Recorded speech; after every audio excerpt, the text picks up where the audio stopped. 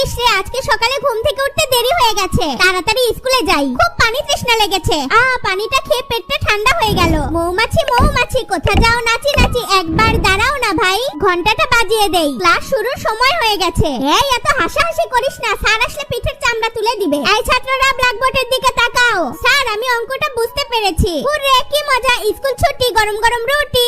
সকালে খাবার না খেয়ে স্কুলে গিয়েছিলাম, খুব ক্ষুধা লেগেছে। আমার ছেলেটার জন্য আজকে গরম গরম ইলিশ মাছ ভাজি করেছি। আমাদের টমি খুব ভালো, স্কুল থেকে আসলেই আমাকে মুড়ি খেতে দেয়। মা আমি স্কুল থেকে চলে এসেছি, আমাকে তাড়াতাড়ি ভাত খেতে দাও, খুব ক্ষুধা লেগেছে। হাত মুখ ধুয়ে নেই। মা তুমি আজকে কি রান্না করেছো? ওয়াও মা, আমি অনেক খুশি হয়েছি, তুমি আমার জন্য ইলিশ মাছ রান্না করেছো। চারিদিকে সেই বাতাস উঠেছে, ঘুড়ি উড়াতে খুব মজা লাগছে। হাই রে হাই, কালবৈশাখী ঝড় উঠে এসেছে, আমাদের ধানগুলো সব ভিজে যাবে। এ কি টিয়া পাখি, তুমি কালবৈশাখী ঝড়ে মাথা ঘুরে পড়ে গেছো? তুমি এখন থেকে আমাদের বাড়িতে থাকবে আর ভালো মন্দ খাবার খাবে। আন্টি তাড়াতাড়ি চলুন, টমি পানিতে পড়ে গেছে, এক্ষুনি টমিকে বাঁচাতে হবে। টমি আজকে এই টিয়া পাখি না থাকলে আমি তোকে বাঁচাতে